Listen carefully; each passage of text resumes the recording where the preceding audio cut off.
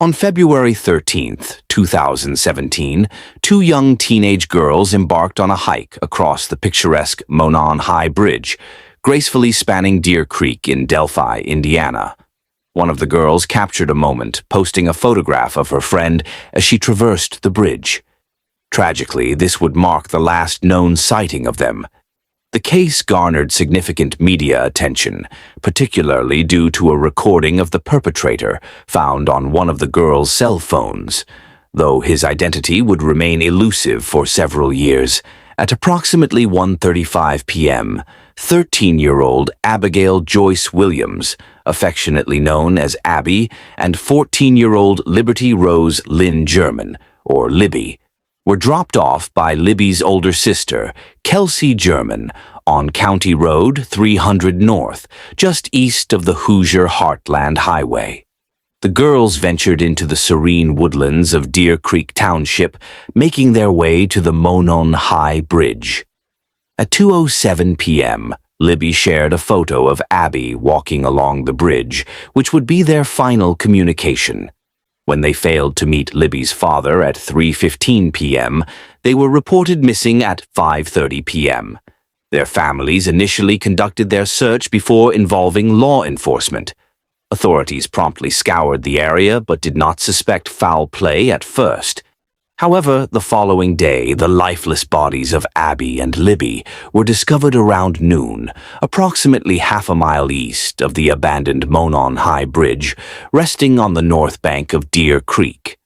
With this grim discovery, the police launched a thorough investigation into the circumstances surrounding their tragic end, withholding details of the girls' demise initially. By February 15th, Indiana State Police began disseminating a still image of a man reportedly seen on the Monon High Bridge trail near the scene of the crime. The grainy image depicted a Caucasian male, hands in pockets and head bowed, walking toward the girls on the rail bridge. Shortly thereafter, this individual, referred to as the Bridge Guy, emerged as the prime suspect in the harrowing double homicide. On February 22nd, law enforcement unveiled an audio recording capturing the muffled voice of the suspect, uttering the chilling phrase, "Down the hill." This crucial audio, along with video footage, was sourced from Libby's smartphone, showcasing her remarkable presence of mind and bravery in discreetly documenting the encounter. Authorities confirmed that further evidence from the device had been obtained, yet they refrained from disclosing additional details to safeguard the integrity of any forthcoming trials. At that juncture, the reward for information in the case had escalated to an impressive $41,000. On July 17th, the police disseminated a composite sketch of a potential suspect, crafted from eyewitness accounts of a hiker who traversed the Delphi historic trails on the fateful day the girls disappeared. Nearly 2 years later, on April 22, 2019, the Indiana State Police announced a pivotal shift in the investigation, releasing a new sketch of the suspect.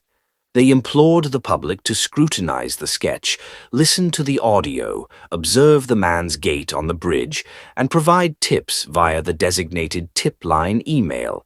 Investigators expressed their belief that the suspect might be lurking in plain sight, likely familiar with the Delphi area due to residence, employment, or other connections. An additional appeal was made for assistance in identifying the driver of a vehicle abandoned off the Hoosier Heartland Highway in Delphi, near the former Child Services office, between noon and 5 p.m. on the day of the tragic events.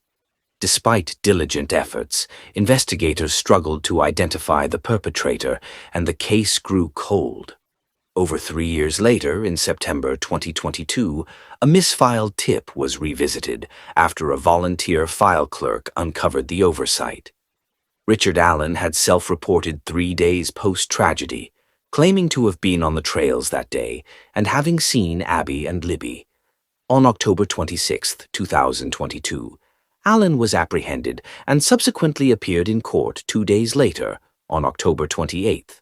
On October 31st, the Indiana State Police revealed that Allen faced 2 counts of murder in connection with the case, to which he entered a plea of not guilty. The trial, initially set to commence on March 20th, 2023, was delayed to afford the defense team ample time to examine discovery materials. Two public defenders were appointed to advocate on Allen's behalf. On November 29th, 2022, Judge Francis Gull issued a directive to unseal the probable cause affidavit that precipitated Allen's arrest.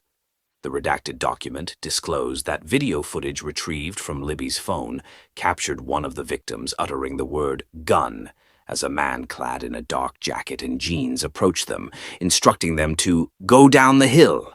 Investigators are convinced that Allen is the individual depicted in the footage. Additionally, a .40 caliber unspent round was discovered less than 2 feet from one victim's body, later confirmed to have originated from a firearm registered to Allen. A witness recounted observing a man departing from the bridge, dressed in a blue jacket and blue jeans, and notably covered in mud and blood. Another witness, along with a tip, noted a vehicle parked suspiciously, seemingly attempting to obscure its license plate. Investigators indicated that the vehicle's description corresponded with one owned by Allen in 2017. The probable cause affidavit detailed that Allen had been interviewed by police in 2017, during which he claimed to have spent approximately 2 hours on the trail that afternoon.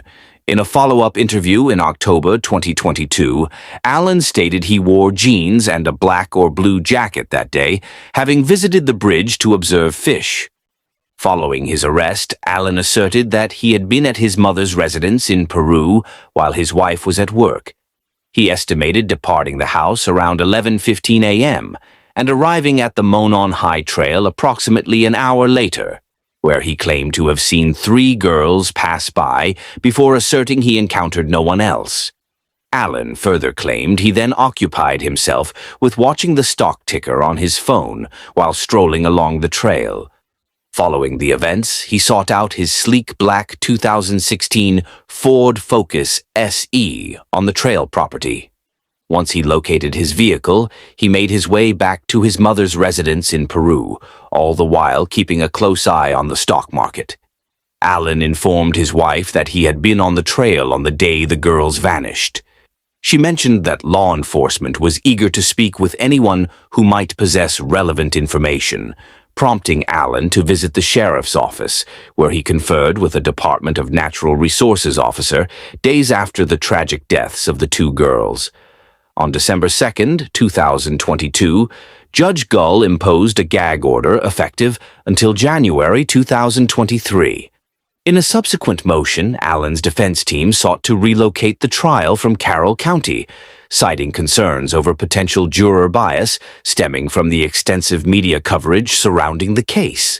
In October 2023, Judge Gull dismissed Allen's defense attorneys due to the unauthorized release of crime scene photographs from their office, a decision that was later appealed to the Indiana Supreme Court, which reinstated the attorneys.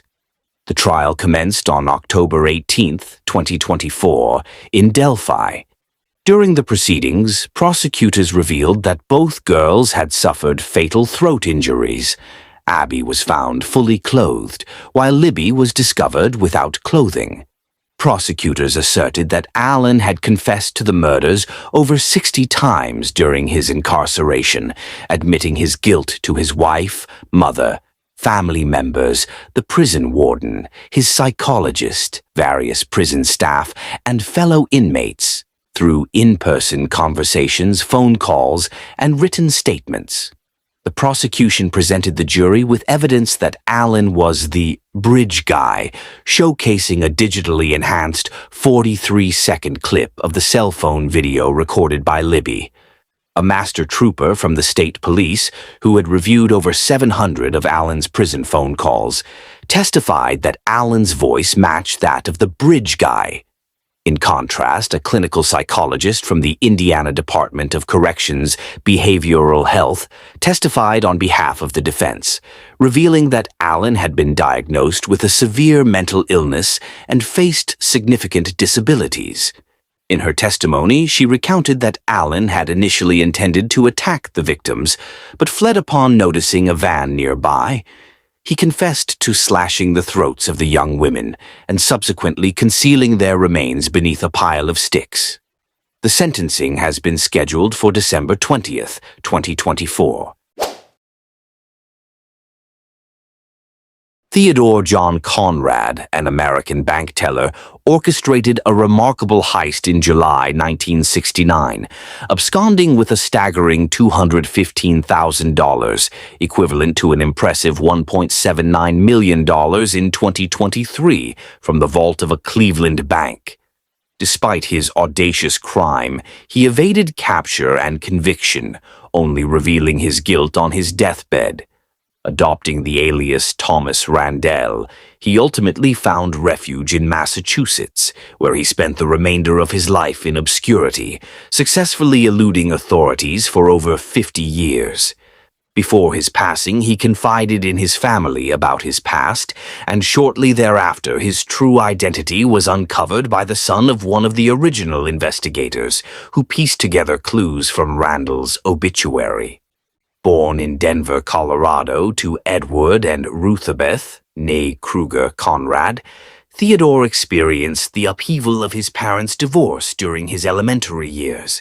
He relocated with his mother and sister to Lakewood, Ohio, where he completed his education at Lakewood High School, graduating in 1967. A well-liked student, he served on the student council and exhibited remarkable intelligence, boasting an IQ of 135. He briefly attended New England College, where his father, a retired Navy captain, taught political science before transferring to Cuyahoga Community College. In early 1969, Conrad secured a position at the Society National Bank's headquarters in Cleveland, working as a teller in the cash vault, a role that required utmost trustworthiness, as he was responsible for preparing money for distribution to various branches. According to a later report by the U.S. Marshal Service, Conrad was perceived as the quintessential all-American boy, embodying a model of responsibility during a tumultuous era. On that fateful Friday, July 11th, 1969, at the tender age of 20, he executed his plan, filling a paper bag with $215,000 in cash and simply walking away. The discovery of the loss came to light only the subsequent Monday, granting him a 2-day advantage to escape and conceal himself. The bank's security measures were minimal, and Conrad had never been subjected to fingerprinting. As soon as his absence was noted, an arrest warrant was swiftly issued, charging him with embezzlement and the misappropriation of funds. In September 1969, he faced indictment in federal court for these very offenses, along with making a false entry in the bank's records. Before the heist, Conrad had developed an obsession with the 1968 cinematic masterpiece, The Thomas Crown Affair, featuring Steve McQueen as a suave millionaire thief. He viewed the film more than 6 times and boasted to his friends about the ease of robbing a bank, even sharing his intentions to execute such a plan. In 1969, he confessed his involvement in the crime through a letter to his girlfriend, expressing remorse for his actions.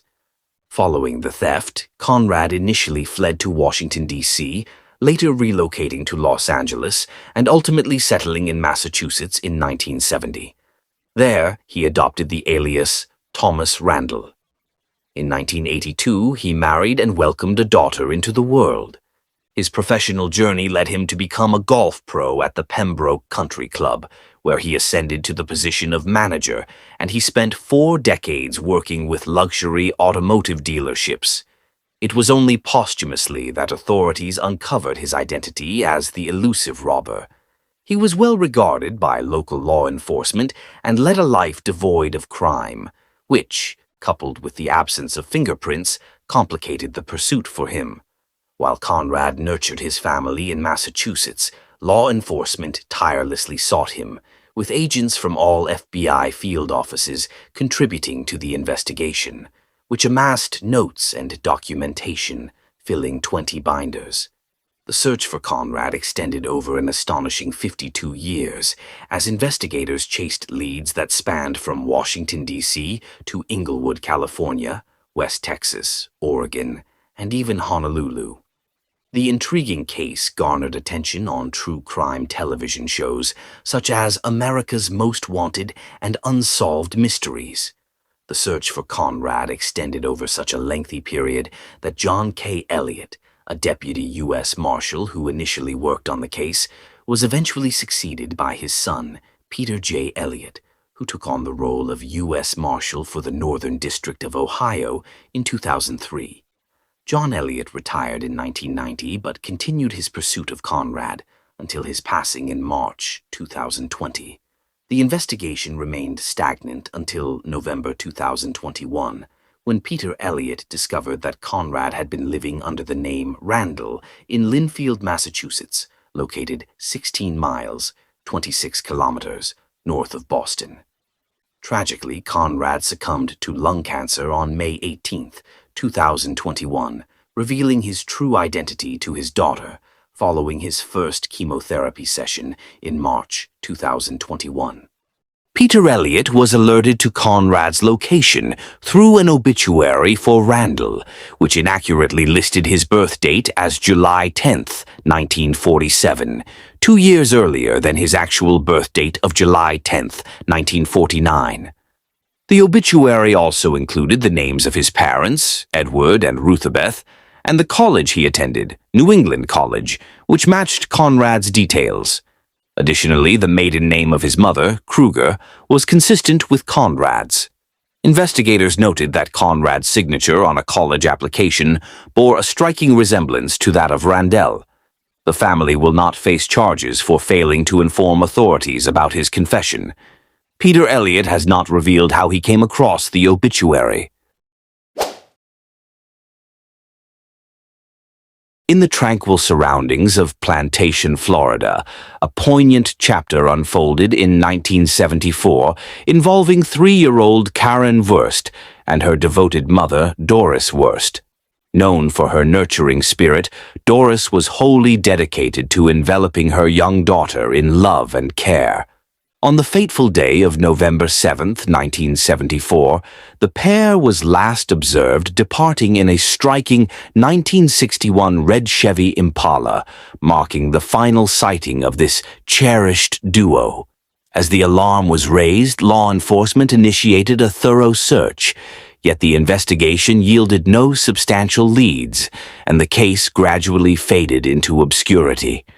In Florida, the haunting reality of missing persons often leads to the water's edge, a grim truth underscored by the state's intricate tapestry of rivers, swamps, and coastlines. This treacherous landscape frequently complicates the search for the lost, leaving overwhelmed agencies grappling with limited resources. As time passed, Karen's image was age-progressed to depict her at 50 years old, circulated in hopes of rekindling interest in the case. However, it was the dedicated volunteers of Sunshine State Sonar who reignited the search for the mother and child in June 2023. Their efforts culminated in the discovery of the 1961 Chevrolet Impala, submerged in a local canal, alongside skeletal remains indicative of both an adult and a small child. To highlight their noble mission, Sunshine State Sonar shared a compelling video documenting the search and the recovery of the vehicle from the depths. Subsequent DNA analysis confirmed the identities of the remains, and law enforcement verified that the next of kin had been informed, bringing a bittersweet closure to a heart-wrenching mystery. On the morning of August 10, 2024, at precisely 9 a.m., an astonishing revelation unfolded near Wimbledon Lake Drive as Sunshine State Sonar, engaged in a meticulous search operation, detected a second submerged vehicle in the murky waters. This vehicle lay 22 feet beneath the surface, shrouded in shadows. In a remarkable turn of events, this discovery initiated the recovery efforts for a second vehicle that day. thereby resolving two distinct missing persons cases within a mere 24 hours. With the Plantation Police Department present, divers bravely entered the depths, unearthing a license plate that connected the vehicle to a 20-year-old missing persons case, previously overlooked by the Broward Sheriff's Office. The sheriff's dive team soon arrived, confirming the presence of human remains within the submerged car, which was found upside down, deeply entrenched in silt, its windows rolled down, making each movement of the dive team a laborious endeavor. The remains were ultimately identified as those of Bernie Novick, a World War II veteran. A devoted husband and father of three, Bernie had been reported missing in 2004 after he failed to return to his Lauderdale West home. Bernie was cherished for his captivating war stories and his passion for bowling and ping pong during his retirement. Over 2 decades had elapsed since his disappearance, leaving his family enveloped in a persistent haze of confusion and sorrow. Reflecting on the arduous search for his father, Joey Novak, Bernie's son, reminisced, 20 years ago at this time, we were down in Florida looking for the car. We had a memorial service about 5 years later, and I really put everything behind us with closure. But I always imagined this is how it happened. Now Joey finds solace in the knowledge that he can finally lay his father to rest. I'm very proud of him, and I learned a lot from him. He lives in my brain and my heart every day. Joey intends to inter Bernie's remains alongside his mother's in the family cemetery.